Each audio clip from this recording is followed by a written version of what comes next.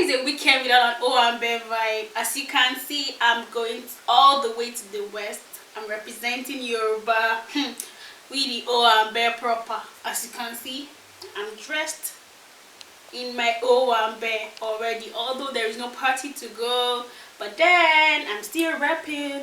I know someone is about to take a screenshot of my top. Yeah, I know it's beautiful, but don't take a screenshot. Instead, I'll send a picture to you, or you could ask me for the person's contact. But before then, before I can give you, you have to like my pictures, my videos first. To like, comment, then subscribe. Once you do those three things, in fact, I could even pay for a free top for you. Imagine, give it away now. You know, that's how start. Okay, now so I already know now. Okay, for people that don't know me before, my name is Adidamola, and today I'll be talking about a topic. Yeah. It's a topic, but it's a gist anyway, about elderly people and respect. And you know, I'm going to center on Yoruba people. One of the reasons why I'm wearing this is Yoruba people. Yoruba people are people of respect. We love respect, girl. If you're looking for where there is like respect is rooted, I'm sure probably you came from Yoruba land. I'm not sure, but it's possible. Now, I feel like respect is like a fundamental thing for everybody. Why? Because number one, when we're born, growing up, our parents taught us the importance of respecting people, respecting our elders, people older than us. That's one. And even the Bible stresses the fact that we should honor our parents, honor people that are older than us, honor people that are in higher authority. So for these reasons, I feel like respect is actually really, really fundamental. Now, the people that said respect is reciprocal, I mean, I don't think they just said it for saying sake. Really, really, respect is actually reciprocal. But sadly, in this part of the world, you find out that respect is just a one-way thing, rather than it being a two-way thing, as being reciprocal, like respect, I respect you back. It's a one-way thing, which is actually really sad. I mean, especially Yoruba elders. I mean, respect should just like you should respect people, but the fact that they are humans. I mean, a one-day-old baby should not be less respected as a 90-year-old man. Everyone deserves respect because you are human. But then it's really sad that in this part of the world, respect are determined by standards like you have to kneel down, like kneel with your two legs reaching the ground to be your elders, or you have to call your elderly ones aunties, uncles. You know, standards like you have to use air for them and all of that. Don't get me wrong, I'm not saying those are not good things. They're actually really good things, you know, they are good things, but you know, you can actually do all those things and not respect people. Like genuinely you could. I mean, take an instance, you can say, Auntie Shade, Emma Jackie was you, and Shade, let me disrespect to you. But you know, really, at that point, you are still like using the auntie or whatever, but you just actually disrespected this person, sadly. But then, you know, it's just, it really feels that in part of the world, you know, elderly people, you can't talk to them anyhow. When you try to air your opinion about certain things, you are the bad person, but they feel they can just talk to you anyhow. And I'm going to give some instances, and I'm going to start with this. The first one happened like this, you know. I took a bus. Now, I think I was the last passenger when I took that particular bus. So it's the front seat, closest to the door. You know that seat that makes you feel like the king now in the bus. So I was in that seat actually. So I think the person that was in like beside the driver wanted to alight. He had gotten to his destination, so he alighted. But there was no other person coming down. I mean, entering the bus. So I obviously maintained that seat. Now we got to another bus stop where a policewoman wanted to enter. It was at that point I noticed that the seat didn't have a backrest. Mind you, I am not comfortable with a car that doesn't have backrest, because originally, you know, the clutch of the driver is just going to be meeting your leg. That's enough discomfort. I mean, the car does not have a backrest for a while. So all I wanted to do was come down from the front, then go to the back, because there was like free spaces at the back. You guys, you will not believe what happened. The minute I stood up, I wanted to leave the bus. The bus man just started shouting, "Hey, you are so rude, you are so this. So if it was your mom that wanted to enter, you are going to stand up and tell your mom to go in, and for you to sit at the side. Children of nowadays, what kind of rubbish is that?" Wow. All of that for what? I didn't even say anything. I didn't utter a word. I went to sit at the back. You know, this man still continued talking. It was at that point other people inside the bus were not telling the man that I should calm down. That I didn't even say anything. I'm not even saying anything. That what's the problem? Why is he taking it so seriously? He said, no. They shouldn't tell him that. They shouldn't this. I mean, she should. You know, it was at that point I'm like, oh, thank God, at least people saw that I didn't do anything wrong. I had to tell him that, excuse me, I'm paying for the bus. It's not free of charge. Even if it was free of charge, I don't think I should be uncomfortable. I saw that the place wasn't comfortable. I mean, I have a mom at home, so I won't tell my mom to enter inside while I still that back. It's obviously not possible. I could because I was in the bus there originally, but I just cannot. So I just wanted to sit that, but I tried to explain to him. But then at that point, he was just shouting a lot. I just see you don't. I don't even need. I think I'm shalaing too much. So let me just shut up already.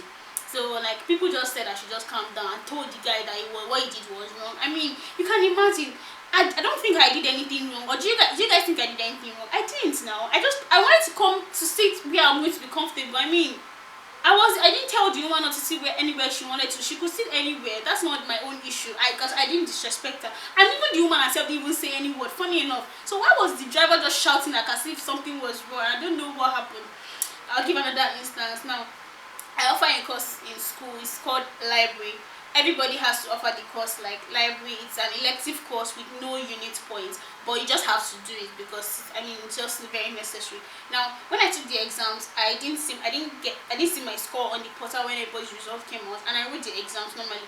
Now, I'd gone to complain earlier, and they saw my score in their computer like when they checked, but it wasn't on my own portal. So the man told me they were going to rectify it, and I said okay. Now, I don't know. I didn't, for some reasons, I just didn't check my portal because I'm not like most of my results don't come out on my portal, so I don't have a lot like reasons to check my portal. So I don't know. I just checked my portal one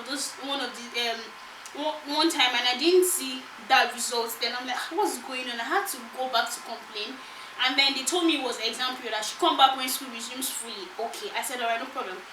And I think when school resumed, I think the first week thereabouts, because I was really concerned, I had to go so that like I'll know if I'm supposed to like pick the course again if they are not doing anything. So I went there and I met a young guy, a young man, like probably he looks like he'd been in his early 30s.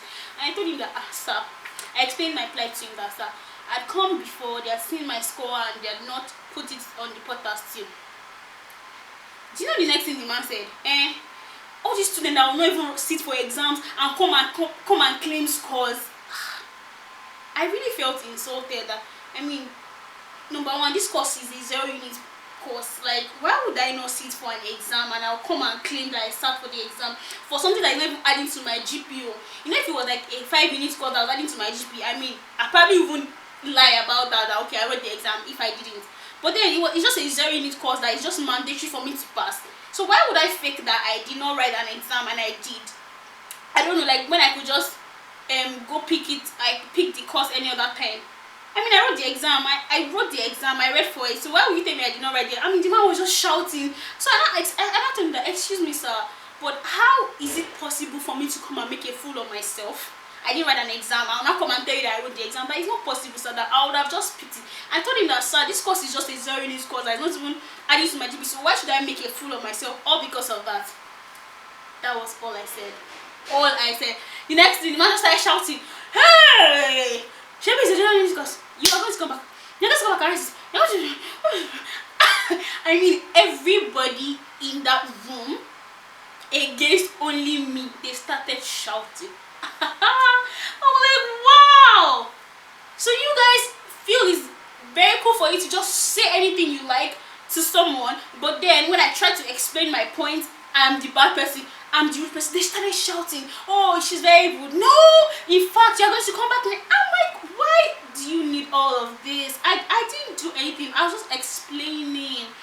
Before one man now took it up upon himself and he was like apologizing to everybody, and I later apologized anyway, but I told him I didn't do anything wrong. So why would you, like, I don't understand. I mean, that day I was really pissed out. Why do we do these things? Like, why do other people feel like they can talk to you anyhow, but the minute you start airing your opinion, explaining your point, I mean, in the most respectful way and the least rude way, they make you feel like, oh, you're very rude, and the next thing they're taking you home to your parents, oh, you lack home training, you this, you that. I mean, it's really sad.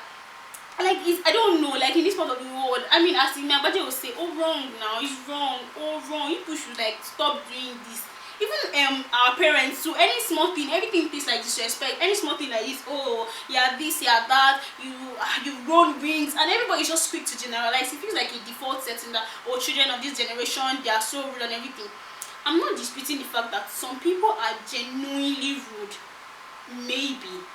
But then, do you even know the reasons why some people are rude? Maybe because they've had to deal with a lot of things that elderly people do, and they cannot just take it anymore. I mean, it's really not easy to deal with excesses from elderly people, because sometimes you just go out, like you already told yourself that I'm not going to fight, I'm not going to speak ill of anybody, I'm not going to talk wrong. But then when you start hearing some things that elderly people saying, like, why now? You don't need to say these things. Now when you now try to talk, the next thing, oh, you lack home training, you this, you that.